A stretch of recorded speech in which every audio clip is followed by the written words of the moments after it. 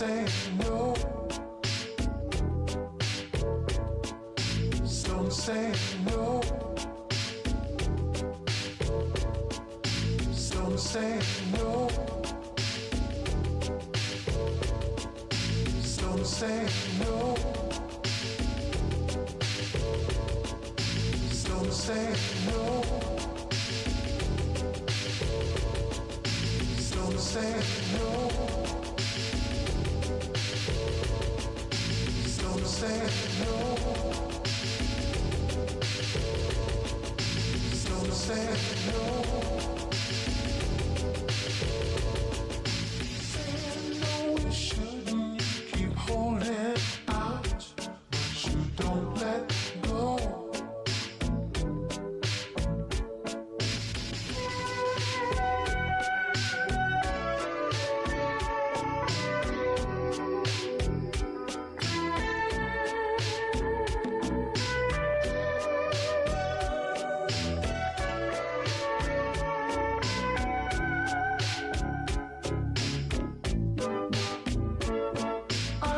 I'm giving up on trying to sell you things that you ain't buying.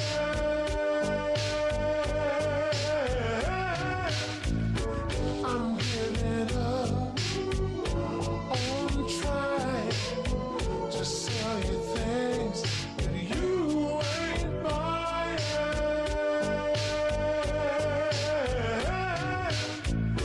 Your move, I've made up my mind. Time is running out. Make a move. Oh, we can go on. Do you understand? It's all in your head. It's your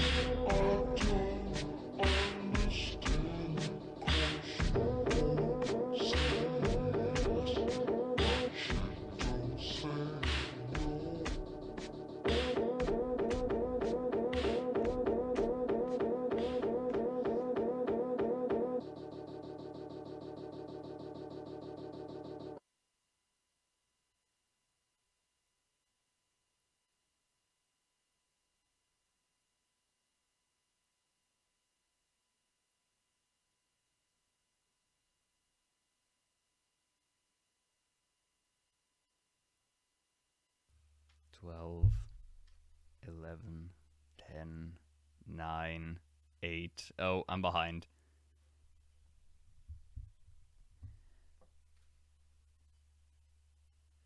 Everything looks good. Let's kick this off. Alright, hello everyone. It's been 30 minutes. So, this presentation I'm about to give was originally created to be presented in front of an audience, and I've adapted it very slightly to be given as something I could present live on YouTube. I was asked to present my anime documentary at an anime convention, and then they asked if I could fill one other slot. So I crafted this. Once this is done, I'll have a short Q&A. So if you have any questions, hold it till the end, and I'll do my best to answer it. Or if you have to go early, you can ask it on my Twitter page or my Patreon. So, without further ado, let's kick this off.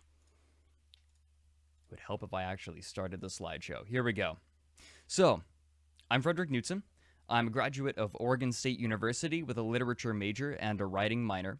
I create documentaries on strange and often obscure topics, and I'm the author of a collection of weird fiction entitled The Distended Eye, of which there... Wait, nope. There won't be copies, but I'll link it in the chat afterwards. So, I'm going to start by saying that for the next about 40 minutes, this stream is going to be spoiler central. Specifically for Lovecraft and Junji Ito. You have been warned. I take it that most of you are familiar with Howard Phillips Lovecraft, the creator of what has collectively come to be known as the Cthulhu mythos. He is widely considered one of the greatest horror authors of the 20th century, and he also boasted the most glorious chin of any man that has ever existed. As his countenance would suggest, he was a sickly and pale man. He was a recluse who didn't have many friends, and he rarely came out before dark. Most importantly for us, he was a pioneer of a kind of horror that hadn't really been seen before this point, but in the last century, it has become foundational for all different kinds of narratives, and its elements can be seen even in places you wouldn't really expect. What he popularized is called cosmic horror. Despite its incredible influence, Despite its incredible influence, nobody seemed to really talk about it, and so it's this concept we'll be digging into while I'm here. You've probably heard of cosmic horror by a different name. When someone encounters a piece of cosmic horror, they'll often describe it as Lovecraftian, for lack of a better term. But what does this really mean? Fortunately, cosmic horror only has 2 rules in its manifesto, and they are very short rules, totaling only 7 words. Rule number 1 is as follows. Humanity is small. Rule number 2 is, the universe is big. For a narrative to be considered cosmic horror, all it has to do is embody these 2 ideals. An important side note, cosmic horror isn't really a genre. I define it more as a theme. The genre that tends to employ cosmic horror the most is called weird fiction, but weird fiction definitely doesn't have to be cosmic horror. So obviously those 2 rules are very vague. As long as I don't get lost in my script, because problems. So, obviously these 2 rules are very general, but Lovecraft summarizes the core of cosmic horror in the opening of his most famous story, The Call of Cthulhu. I actually forgot to prepare this. So, the opening goes like this. The most merciful thing in the world, I think, is the inability of the human mind to correlate all its contents. We live on a placid island of ignorance in the midst of black seas of infinity, and it was not meant that we should voyage far. The sciences, each straining in its own direction, have hitherto harmed us little, but some day the piecing together of disassociated knowledge will open up such terrifying vistas of reality and of our frightful position therein, that we shall either go mad from the revelation, or flee from the deadly light into the peace and safety of a new dark age.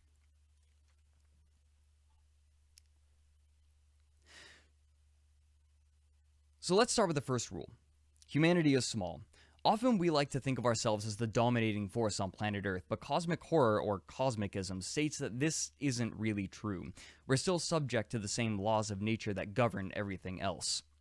And relatively speaking, we have little control over it. We simply utilize it. Our existence on this planet is fragile. A common asteroid could destroy us. And if we're already small on our own planet, where does this place us in the vastness of the universe?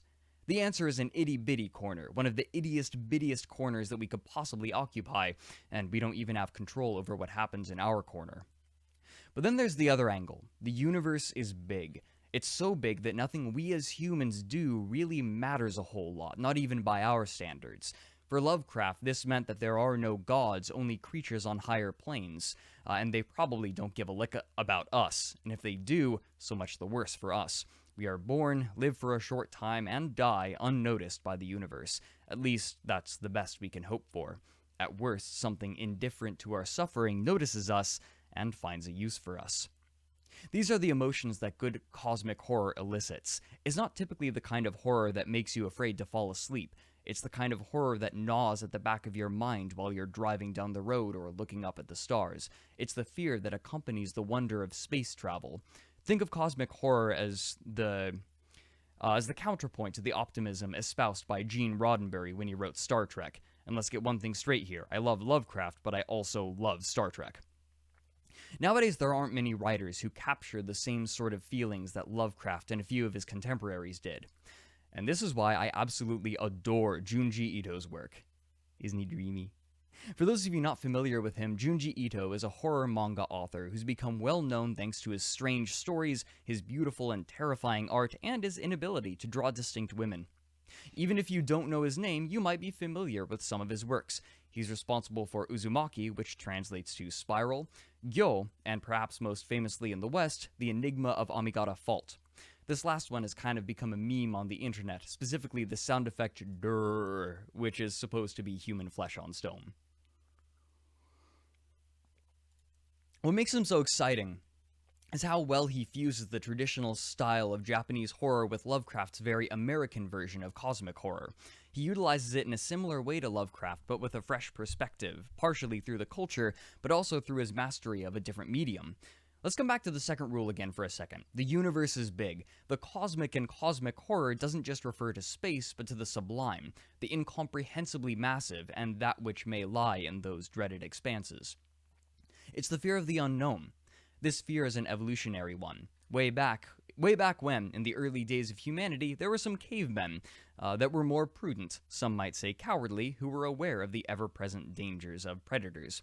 These fearful cavemen would refuse to go into the dark, unknown areas of the forest or into caves where these predators were more likely to lurk. This prudence meant that they were more likely to survive and breed, and over time, these cautious cavemen were naturally selected. It's why we are so jumpy in the dark and why we see shapes of evil entities in the shadows. We are afraid of the unknown. It's in our genes. In a more profound sense, we are afraid of the unknown threats in those unknown places, and the two places we know about the least are that above and that below, outer space and the ocean. Logically, we know that there aren't creepy life forms coming out of the ocean or down from space to assail humanity. You know, probably. This means that we must create our imaginary threats, vessels into which we can pour all of this formless fear. Lovecraft understood this dichotomy of space and ocean well, so what did he do? This is genius. He created aliens from outer space that live in the ocean.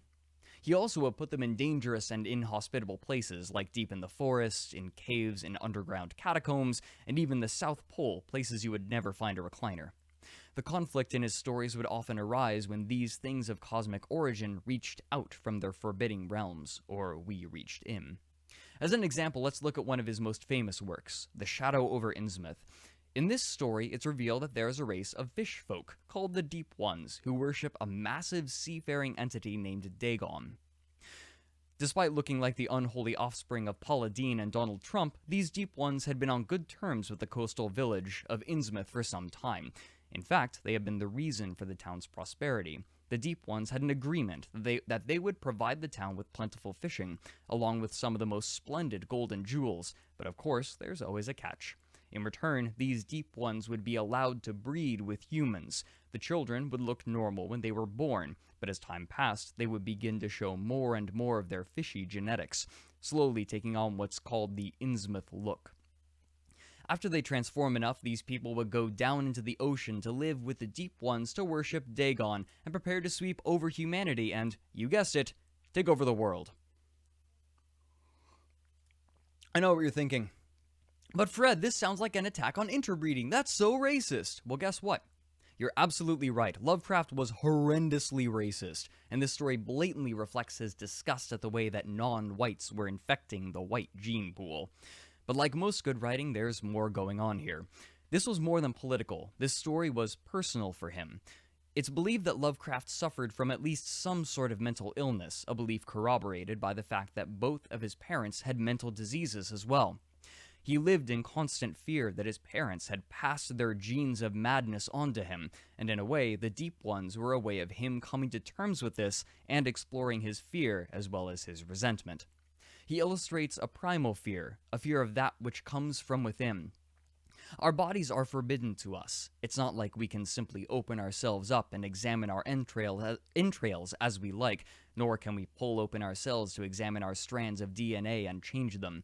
To explore inside of ourselves is more dangerous even than entering a forest full of predators, and so when a foe comes from inside, it can excite a fear similar to that elicited by a rustling in the bushes, but the difference here is that we can't run from it, which creates a new fear, that of being infected. But this isn't just spooky monsters forcing themselves upon us. No, what makes the Deep Ones even more terrifying is that humans accepted them. If those people had never made the deal with the Deep Ones, their power would be remarkably limited, and they wouldn't be able to push their invasive power onto land. All the Innsmouth folk had to do was refuse, but they didn't. By cavorting with these threats, they gladly gave the Deep Ones the means with which to attack humanity. It was purposeful, diabolical. They're basically being the douche in the prisoner's dilemma, ruining everything for everyone else. Something took interest in us, and we responded in kind. Fast forward almost a century, and you've got Ito. You can almost imagine him sitting in a little penthouse apartment in Tokyo with his complete collection of translated Lovecraft, reading The Shadow over Innsmouth and going, you know what? I could do this. He gets up from his chair, walks over to his drawing board, and starts work on Gyo. For all of Ito's imagination, this may be one of the worst names for a piece of creative work. Gyo in Japanese is an exclamation of fear, like a scream. It would be like if someone named their horror novel, "Ah!" But we can forgive him, because Gyo is a masterpiece of weird fiction. Like a lot of good Japanese works, you've got to suspend your disbelief for just a minute. In this manga, fish on mechanical legs start skittering out of the ocean and invading cities, and they absolutely reek of dead bodies. Not just dead fishy bodies, but dead human bodies. These fish start attacking people and, through unknown means, infecting them with what is called the death stench. When someone is infected with the death stench virus, their body begins producing the miasma themselves, frequently shooting out of their orifices in clouds with a fsh sound effect. This is both deeply disturbing and really, really funny. Ito turns up the Campo meter really high for this one, especially when an infected great white shark with legs starts nomming on people. But this is one of the features of Japanese horror. By making things just a bit goofy or strange, you can make a terrifying thing even more terrifying. This is true in America too. It's one of the reasons that the big daddies in BioShock have those big, goofy-looking suits. Maybe the bouncers look funny at first, but somehow when you're in the game, it makes them the most imposing thing in the world. The drill helps too. So you've got these fish with legs running around, but after a while their bodies start rotting away. Infected people are compelled to walk the miasmic streets and eventually place themselves in these walking machines where tubes connect to their orifices and collect the gas, the pressure of which they use to walk. Okay, zombie story. Cool, okay. How does this relate thematically to Innsmouth other than the ocean? Well, first of all, you have the invasion of the human body from an unwelcome source that's similar. But the virus wasn't something humans invited in, right? Nope. Partway through the story, Dr. Koyanagi suggests that while the virus may not have had a human origin, the legs did. During World War II, the Japanese army was trying to infect fish and other animals and give them the legs so that they could move into enemy territory. But while the legs were being shipped, the merchant ship carrying them was sunk. But there wasn't nearly enough legs for all of these fish, so what did the virus do? It created more. How? I don't know, use your imagination. But it's clear that humans couldn't have made the ones being used to attack Japan since they weren't pieced together with screws and bolts. So did humanity invite this virus in by creating the legs, just like the Innsmouth folk invited the Deep Ones? Here's where Ito and Lovecraft begin to diverge thematically. With Lovecraft, the Innsmouth folk may have their heads down, but they know what they're doing. They're allying with the winning side, and in the interim, they get tons of great fishing and gold. What a rad deal. But the desperate Japanese scientists think that they're just creating a new biological weapon for the war, one of the many that they had already used, but they don't know what they're tampering with. Their invention runs away from them, literally, As this intelligent virus starts mass-producing these legs, they thought they had control, or perhaps they just weren't thinking far enough ahead. Maybe they could and just didn't care. This might sound familiar with good reason. This is the same language and rhetoric that's used to talk about global warming and pollution. Lovecraft believed that the mixing of the races would eventually destroy his work. For Junji Ito, his fear is pollution. If we accept this interpretation, then we can extrapolate how he sees this fear coming to life. In the first chapter of Gyo, we're introduced to Kaori, a young woman with an incredibly strong sense of smell. It's Kaori that begins smelling the death stench first. She is both disgusted and horrified. Almost immediately, she demands that her boyfriend, Tadashi, get rid of it, but Tadashi can't smell it until he finds the source, the first fish that's crawled onto shore with its spindly, spike-tipped legs. Tadashi whacks it a couple of times, decides that's good enough to kill it, and leaves it, but Kaori can still smell it and is still terrified. Honestly, when I first read Gyo, I thought Kaori was obnoxious, even though I could empathize with her since I too am sensitive to strong smells. I believe Ito wanted this. In terms of climate change, these two reflect very carefully the attitudes of those smaller countries and the global superpowers, especially America, China, and Russia. While hurricanes sweep over islands in the South Pacific and coral reefs continue bleaching and cities are flooded with increasing frequency, the larger countries write them off since, hey, it still snows, what do you mean the Earth is warming? The death stench for them is still much weaker. It's the flippant attitude of Tadashi that later becomes so infuriating, his dismissal of the plight of his lover, vulnerable to the odor, and by the time Tadashi does something about it, there's nothing more that can be done. Prevention quickly becomes a fantasy. And what spurned the death stench onto the islands? What gave it the power to attack humanity as a whole entity? It was the pursuit of an unrelated and ultimately short-sighted interest, actions that at first seemed to have little to no consequence. In the death stench, Ito personifies the force of global warming, this unseen killer, in a malevolent entity which may or may not be driven by the souls of those who have died to it in experiments exacting indiscriminate vengeance. And as the world is ending, Dr. Koyonagi actually begins assisting it. He's the one who has seen it grow from beginning to end, and he cannot escape with his sanity. Remember Lovecraft. Someday the piecing together of disassociated knowledge will open up such terrifying vistas of reality that we shall either go mad from the revelation or retreat from the deadly light into the safety of a new dark age. This destruction is larger than ourselves. A society can be vast and intricate enough to be beyond control. This sense of this smallness and fragility of mankind is on full display here, that just one small thing can potentially destroy us. Alright, so it's weird and creepy and Ito's art style captures it perfectly, but even with all of this, it's still just zombies again. Even when Gyo was released in 2012, zombies were cliché. So what makes Gyo good? The critics certainly drenched it in praise. Well, I'm going to share with you all my not-so-secret key to writing a good story. There's no such thing as a good idea, only a well-written one. I know some of you might think that your plotline of an angel who fights demons and has a dark past is the coolest thing since the Ice Age, but if you look at some of the most famous, loved titles, it's not their story that makes them good or unique. It's the delivery, the artistry, the craft. Crime thrillers have been done to death, and yet Reservoir Dogs... bleh.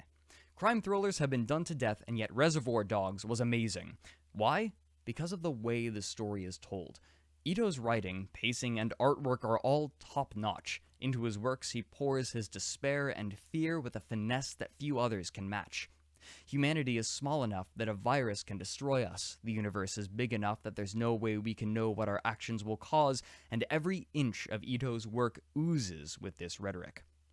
But viruses, genetic alteration, these are things that make sense. What about things that we can't even comprehend, the concepts so beyond our understanding? The universe is massive enough that we can't ever truly know all of the things within it or how it all works. Two of Lovecraft's stories in particular enunciate this fact well. The first was actually my first Lovecraft story ever, The Color Out of Space. In this story, the groundwater in a farm is infected by a color that nobody has ever seen before, and it degrades all life around it. Yes, you heard me right, a color. But how can a color, a spectrum of light, have any sort of sentience, awareness, or motivation? The best we can do is shrug our shoulders. But there's another example that, to me, is significantly more compelling, and it takes place in a work that I've already mentioned, The Call of Cthulhu. In this story, a complement of sailors runs aground on the ancient nightmare corpse city of R'lyeh, though it's less of a city and more of a tomb for the great Old One Cthulhu. For our purposes, it's not its singular inhabitant that's important, but the makeup of the city itself. The word that Lovecraft uses to describe its architecture is non-euclidean, so let's define this word. Euclidean refers to a man named Euclid, a Greek philosopher who is largely credited with the creation of geometry. Because of this credit, his name was turned into an adjective, Euclidean, which describes any piece of geometry that can be constructed in our three-dimensional space. Therefore, when something is called non-Euclidean, it somehow breaks these rules and often implies the presence of extra dimensions in an object. To comprehend something that isn't supposed to work in our space is nearly impossible. And it's one of the reasons that it's so powerful in Lovecraft's writing. Strictly speaking, writing is the single most abstract art form. There are scribbles on a page, we give these scribbles meaning, and then we imagine that meaning in our heads. This means that abstract concepts can have special power, and who baby does Lovecraft enjoy using it. He does his best to describe this monolithic city constructed of massive cyclopean blocks that defies reason itself. Quote, he had said that the geometry of the dream place he saw was abnormal, non-Euclidean, and loathsomely redolent of spheres and dimensions apart from ours. Unquote. The men, as they explore this island city, struggle to maintain their sanity. Just traversing it is an arduous task, and one man is even swallowed by a corner that, by any human understanding, should not have existed. This part may also be Lovecraft writing about his first time. Here Lovecraft invokes the fear of that first rule, of being so small that even the nature of the universe's many dimensions is beyond our comprehension and is hostile to our existence. Writing like this assaults our belief that we understand the universe. Lovecraft does this a lot, especially with his omniscient, omnipresent, multi-dimensional gods. Giving a description of all of them could take a panel all its own. Lovecraft only ever gives a small glimpse into his pantheon of gods and the mechanics of the greater universe, but whenever he does, it's to give a disgusting sensation of how massive and incomprehensible it is. They're glimpses into something greater, and they are both illuminating and horrifying. Ito provides similar windows in his work, but these windows aren't of massive entities. Instead, they are glimpses into a realm that extends far beyond sight and only raises further questions. Nowhere does he parade this more than in what might be his most popular work, Uzumaki. Again, Uzumaki in Japanese translates to spiral, and its premise is remarkably similar to The Color Out of Space, except instead of a color invading, it's a shape. Spirals begin appearing everywhere in this town in different capacities. The clouds begin turning into spirals, the light from the lighthouse begins curling into a spiral, and even people are turned into spirals after becoming obsessed with the shape. Each instance of spirals appearing is its own self-contained story, but each one of them is linked by this shape. Often when people see it, they go mad, but this isn't a typical feature of spirals. So what is it about these particular spirals, then, that makes them so powerful? The answer is revealed by the end, because they were engineered this way, in a very literal sense. When we think of spirals, we rarely, if ever, think of their practical uses. In and of themselves, they aren't typically used for a large variety of situations. The most common place they're seen is for artistic uses. But in Ito's story, these traditionally useless shapes are repurposed in horrifying ways, and each of them seems specifically tailored to affect humans to the point that the biology of some is entirely changed. But even as this small town is under siege by these spirals, the people there seem to disregard all of the horrifying happenings as soon as they occur, resorting to gossiping about them rather than organizing or doing anything. This theme of silence and inaction is a common trait in Ito's work, but it's not just a case of bad writing. Remember Gyo and the unwillingness to act until the threat was immediate. Often the characters and the reader are the only rational and sane ones, and both parties are dropped into an insane world where nobody seems to want to do anything. In Uzumaki, however, this strange behavior may be an effect of the spiral and its engineering for humans. These spirals act in irrational ways, and their occurrences seem to preclude any kind of rational response. After all, what do you do when you find a man whose body has been twisted into a spiral within a small container as he yet lives? What happens after the panic dies down and his body is packed away? Once again, Ito echoes Lovecraft. We must either go mad or retreat from the blinding light into ignorance. There is no rational response to the irrational except to deny it. But in Uzumaki, the main characters choose neither option and instead attempt to fight these spirals, this shape. But how does one fight a shape? What does one do when something so simple wields such power? When running fails, the characters discover why it is that spirals are invading. People are being transformed into building material, with people as the bricks and mortar, but in this case, the preferred shape is that of a spiral.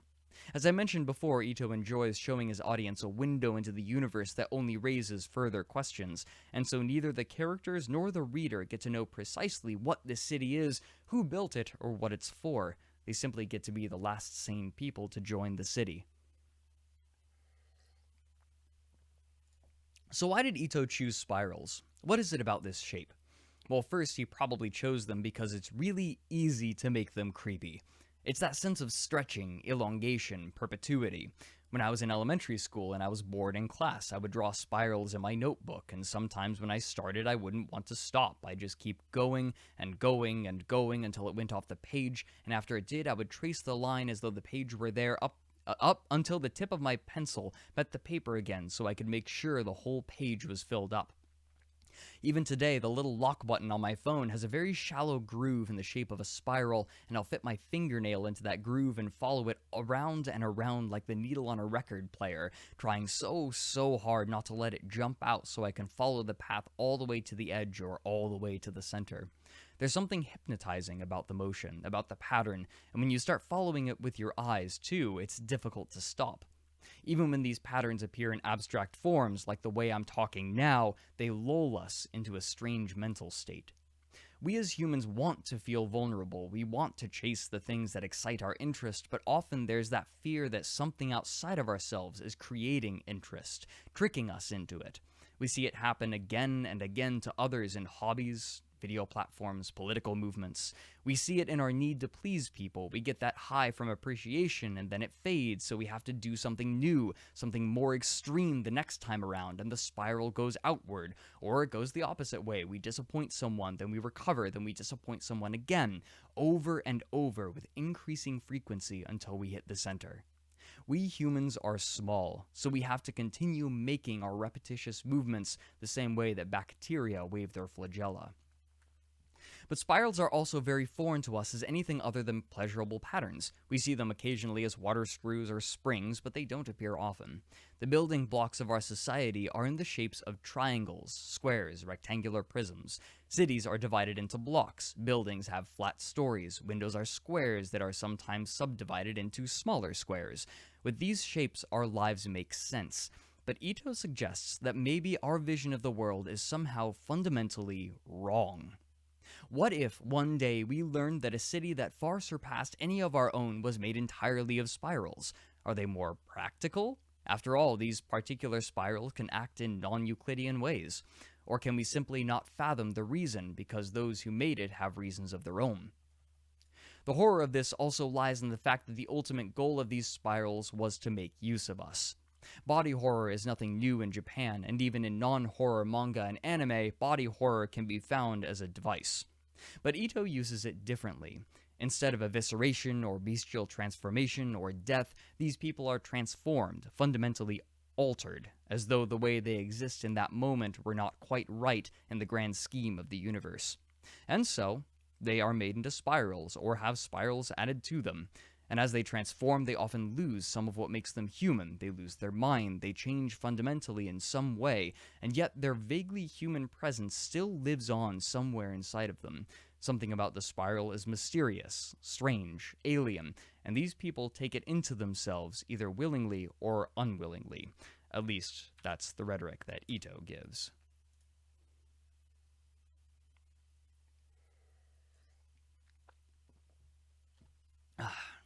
We still haven't answered that big overarching question though, the one that your high school English teacher is likely to ask.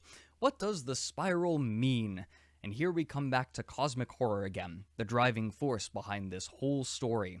Here's the answer you can give to your English teacher. Rule number 2, the universe is big. We look up into the sky and shout into the void, demanding an answer, hoping that our voices worm their way between the stars to something that can hear us and give us something substantial. But there is no answer. The spiral means nothing. Just as the sun means nothing, and death means nothing, and life means nothing, and our suffering means nothing, not to the universe. But we need to believe things mean things, or we need to create meaning. Ito wrote an entire manga series about this, which he entitled Hellstar Ramina. Here's where Ito's cosmic horror influences come into full swing. The plot is simple. A scientist discovers a planet that comes through a wormhole, and when he does the math and realizes that it came through the portal at the same time his daughter was born, he names the planet after her, Ramina. This planet begins devouring other planets nearby, but one day it suddenly turns toward Earth and travels at the speed of light to meet it. As it arrives in the system, it begins eating all of the planets on the way. Believing the scientist's daughter to be the personification of this planet, which is about to consume Earth, a mob forms to sacrifice her and thus avoid catastrophe because reasons. In the manga, no good reason is given for why the planet has taken a special interest in Earth, whether it's the makeup of the planet or the fact that there are humans on it, but there is a hint. It has a very human-looking eye with which it can definitely see. Or perhaps we have eyes that look like Ramina's eye.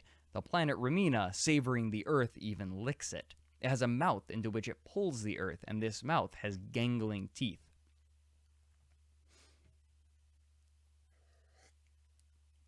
But here's the problem once again. We don't know if any of this has meaning, and this is purposeful. Ito loves to toy with his audience's prejudices. Ramina, the girl, not the planet, is the main character of the manga, and when the mob starts calling for her death, we as readers jump to her defense. Of course it's not her. Her dad just named the planet after her. It's a coincidence that the planet reaches out its tongue as she's about to be sacrificed. Ito even gives her numerous moe traits to help facilitate this reaction. If you don't know what moe is, check out my anime and otaku documentary. And yet we're willing to make other assumptions that seem at first to have a reasonable basis but must be questioned. When it comes toward Earth, we assume it's because humanity is there. Its eye is a human eye. It's savoring our planet when it licks it. We are so willing to personify it, make assumptions about it that relate it to humanity, until it comes to Ramina. In this story, Ito points out our own flaws as humans, as readers. He shows us the way that we demand to rationalize the universe, but only when it suits our needs and our desires. We're no different from that angry mob, both in our need for rationalization and our smallness. The universe is not tailored for us, and as punishment for being bad little readers, we don't get to know any of it. That's right. Where did Ramina come from? Where's it going? What's happening to Earth inside of it? Did human Ramina actually have anything to do with it? Ito gives us the mighty authorial shrug. But this right here is what Ito does so fantastically. Where Lovecraft would become excited about his sharing all of the strangeness of his creations, Ito refuses. I think even he doesn't know the answers to some of the questions posed to him, not because he hasn't thought about them, but because the answer is unknowable. The purpose is too large to be perceptible, or the answer is outside the realm of comprehension. Ito allows us to wonder, construct our own theories, but as each of these thoughts breaks down, we are left with the crumbled remains of ideas. No matter how hard we try, the universe is so big, and we are so small. That's what I've got. That's it. 35 minutes, 34 minutes. A little bit shorter than I was expecting. I think that was right. I think you might have rushed through it a little. Rushed through it a little? Yeah, maybe. All right. But that was it. Actually, no. It was about 35 minutes when I gave it live. Okay. That was about right. I'm talking to a person off camera.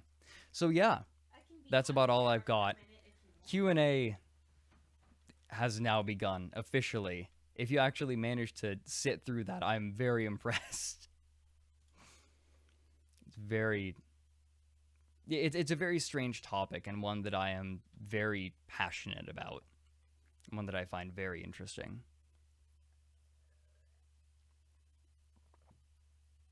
But yeah, that's all I've got. for this presentation. Wasn't planning on Rick rolling or anything at the end. If you didn't catch all of it or you tuned out for part of it, this will be uploaded to my channel, so you can see it, mistakes and all.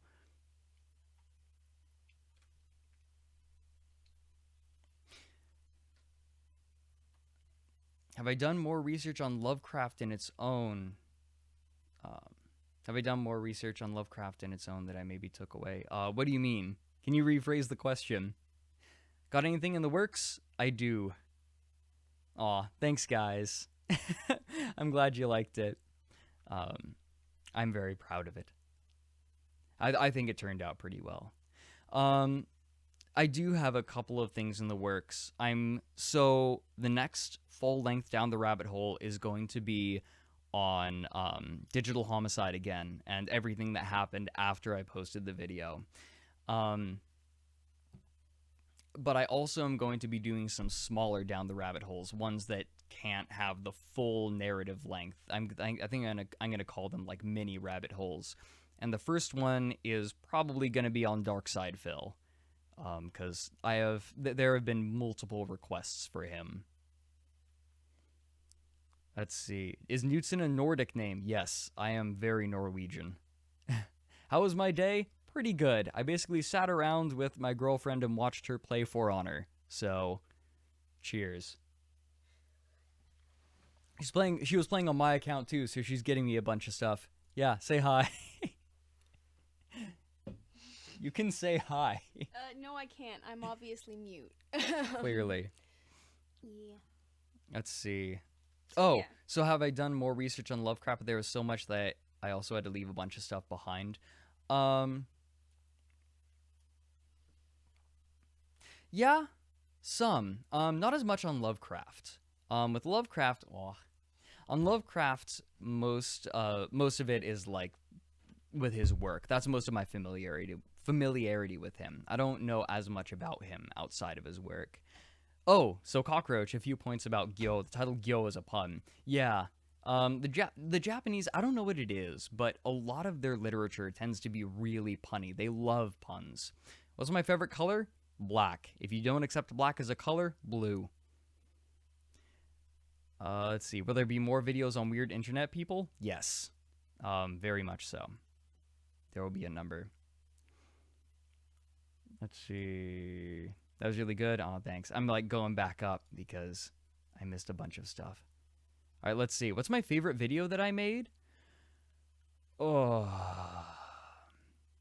My narration has gotten better as time has gone on. So I want to say my later works, but I'm really happy with how the Collier Brothers video turned out. I think that the Collier Brothers was my favorite Down the Rabbit Hole. You want more on the SCP Foundation? I'm half tempted to do SCP readings, but those are done to death. It'd be fun. You like these presentation style live streams? Okay, maybe I should do these more often then, if you guys really like it. I also like the chance to like chat with you guys, because YouTube, I stream on Twitch sometimes. By the way, I occasionally stream on Twitch. I'll link it in chat. There we go. I sometimes stream, but I like this kind of audience interaction a lot, where I can chat with people in chat. What would I say is Lovecraft's silliest work? Driver3 asked that. Oh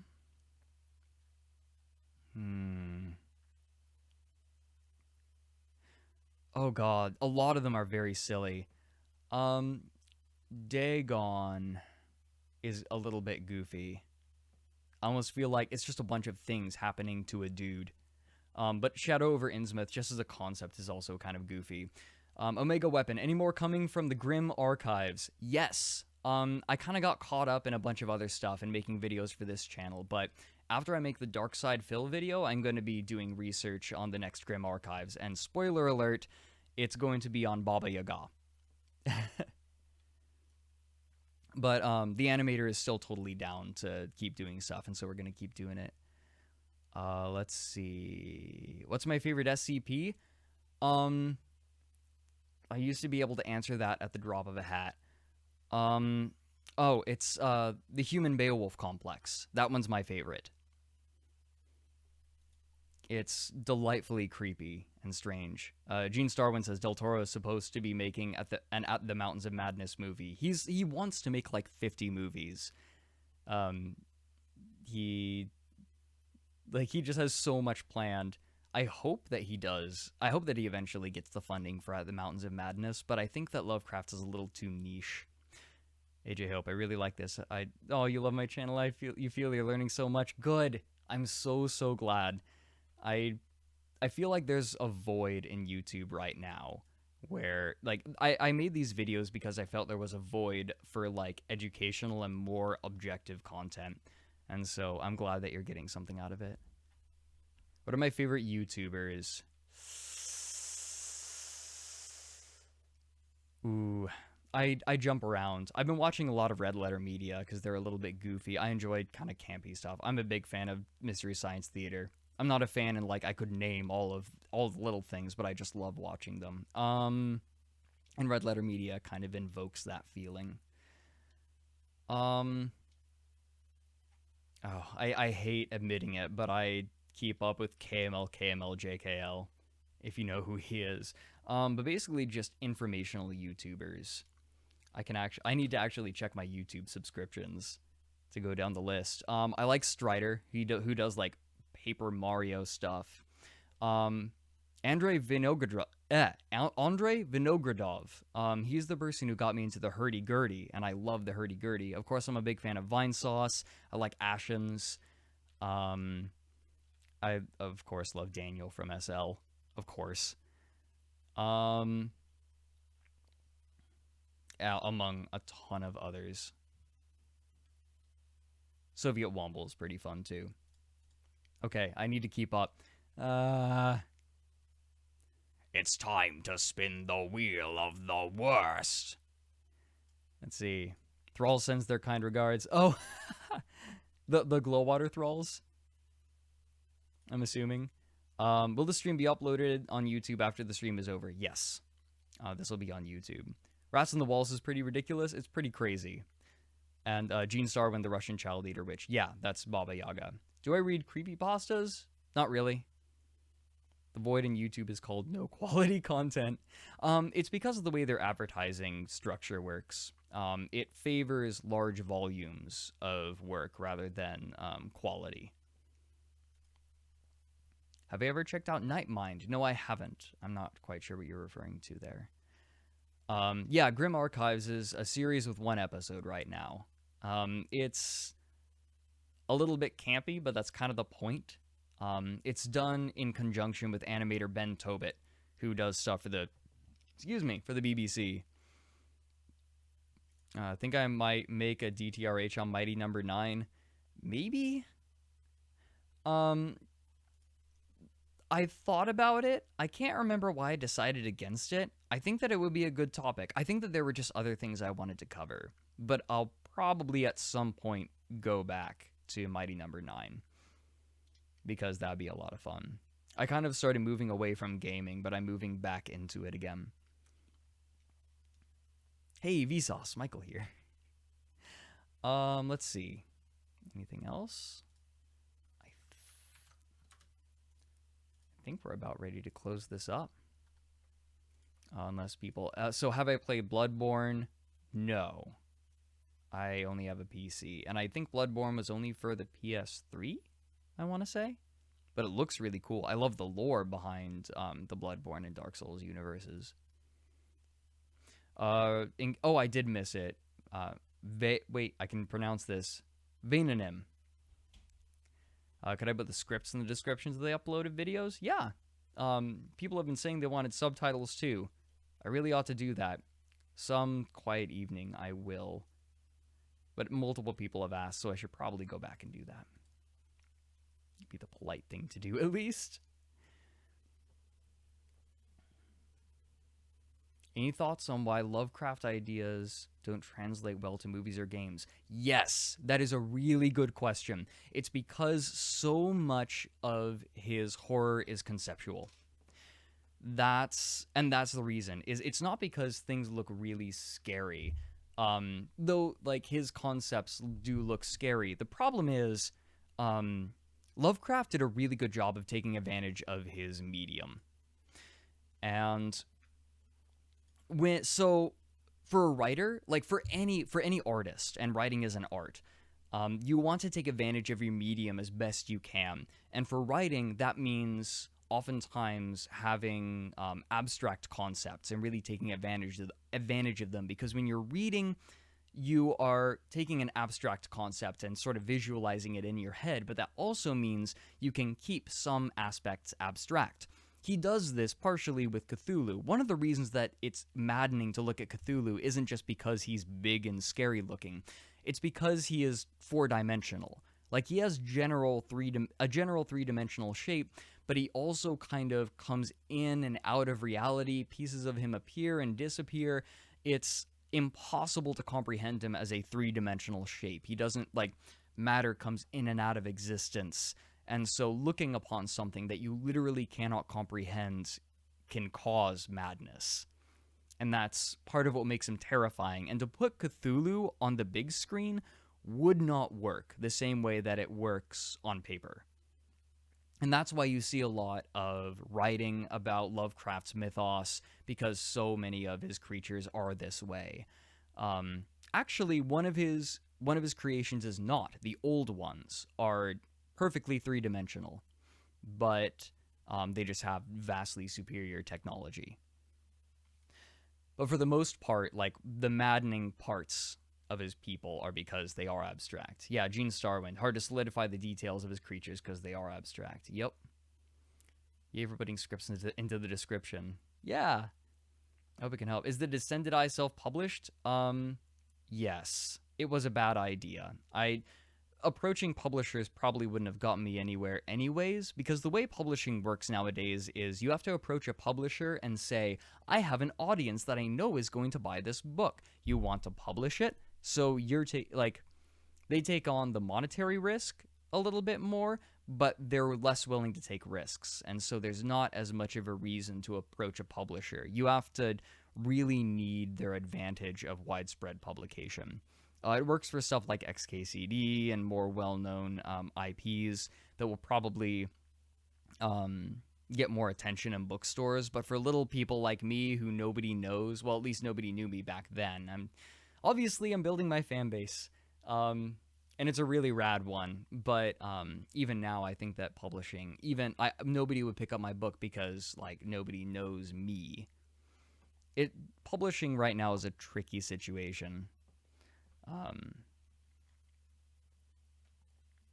I did consider taking it to a trade publisher beforehand, but I don't think it would have helped. Let's see, what is this? The horrible live-action Uzumaki adaptation. I haven't seen it. I saw, like, a scene from it, and I'm like, this doesn't work. This doesn't work. Arrow Water Spell. Have I ever listened to Welcome to Night Vale? I love Welcome to Night Vale. It's so good. I need to read The King in Yellow still. I can't believe I have. There's so many Lovecraft stories that I haven't read yet that I still need to read. Second Night Mind. Hold on.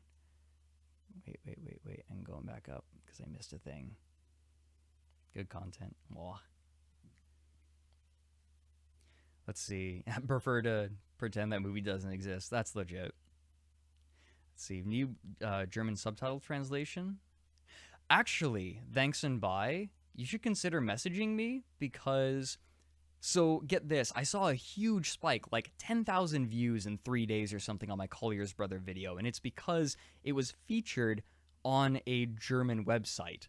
Like, they embedded my video and everything, and I got, like, no ad revenue from it because nobody watched it for any amount of time. Because it was in English, I think, which was kind of doofy. But yeah, so that might actually be useful. Thanks for answering your question. Yeah, totally. Let's see. Am I a dank memer? Only sometimes. Let's see. No matter how awesome it would be, we'll probably never see a Lovecraftian pantheon in Smite. I thought Smite was mostly doing, like, real-life pantheons, like historical pantheons. Is my book on Amazon? Yes, it is. Just search The Distended Eye. Am I a native English speaker? Yes. English is, like, I speak Japanese poorly. Have I seen In the Mouth of Madness movie? No, I have not. There are a lot of horror things that I haven't seen, especially horror movies. I mostly like reading my horror literature. But yeah, alright, so this has been up for about 50 minutes. I think I'm going to close it down in just a minute here. So if you have any more questions, hit me up now. Or you can always just ask, you can ask on Twitter, you can ask on Patreon. I'm not going to show myself, like, okay, I'll show myself a little bit. If you want to follow me on Twitter, I'll just copy paste these into the chat. I am just at Fourth Oracle on Twitter. I need to see that movie. Whoa, a bunch of love came out for Mouth of Madness. All right. Just like 2 people were like, you need to see this. Okay, so Patreon is literally just my name. Patreon.com/Frederick Knudsen. And please don't feel like obligated to follow me anywhere. This is more for your benefit. Like, if you want to keep up with the stuff that I do on Twitter, awesome. But only do it if it's useful for you. And then Patreon, I'm like, no pressure there. Like, just watching and chatting and hanging out is more than enough. Like, my audience is awesome. I don't need, like, I couldn't ask for more from you guys at all. There's a strong tradition of Lovecraftian horror films that came out during the 80s. I know, right?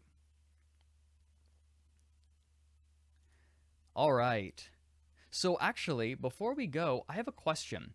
What would you all like to see from another talk like this? Like, did you guys enjoy this, and do you want more of it?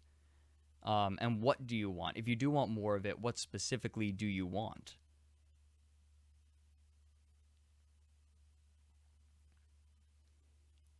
Because I wasn't really expecting to do a ton of these, but if you guys want to see it, I absolutely would love to do more. These are fun. Maybe have a little bit more sound in the background, a little bit more planning, but I really wanted something for you guys because the channel has been quiet. It's been quiet for a little while. And now it's very quiet because I'm not talking. Do it on a lol cow. Oh, God. I don't know, man. The possibility of them showing up in chat or something is just not something I want to conceive of. Streaming earlier. Okay, sure. I can do that. Also, I'll try to stream on the weekends next time. But if I was not going to do it on the weekends, it would have to be like a while in the future. Need to do it again? Awesome. All right. A stream discussing SCP entries. Yeah, we could do something. That's a good idea. Looking at their possible inspirations and specifically what makes them interesting. Because I was a literature major in college. I love literature and I love literary analysis. And so I would love to like pick apart SCPs and be like, why is this scary? What makes this conceptually terrifying? I mean, if you guys would like that, that'd be a lot of fun. See, that Poppy, I do not know about them. I'll take their name down.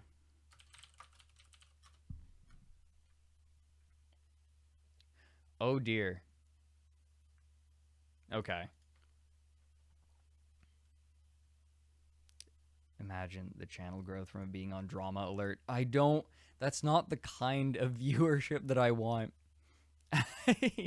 And that's the kind of viewership that just comes and leaves really quickly, right?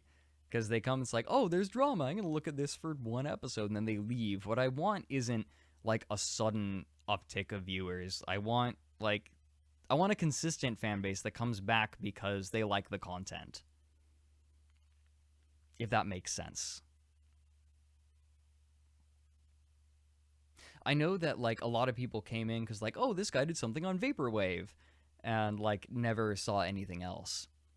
It pulled in some people, but not a ton. Not a ton. No more creepypastas. That's legit.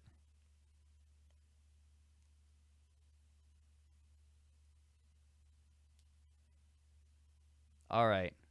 See ya, Vayanim. Vainanim. Yeah. I mispronounced it the second time. Rise of SJWs. See, so with Down the Rabbit Hole, I like to cover topics that have already passed. Things that are done. I don't want to cover something in the middle of it. I did Digital Homicide because I thought that they were finishing. And nope. I was wrong.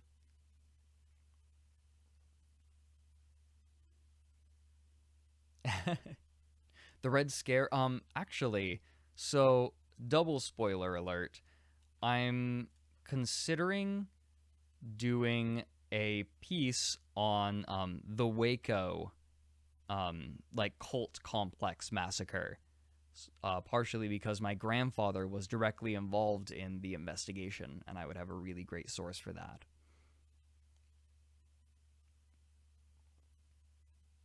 Too many more interesting cultural science fiction and horror, along with the accounts of encounters with unknown creatures, not just aliens. I know, right?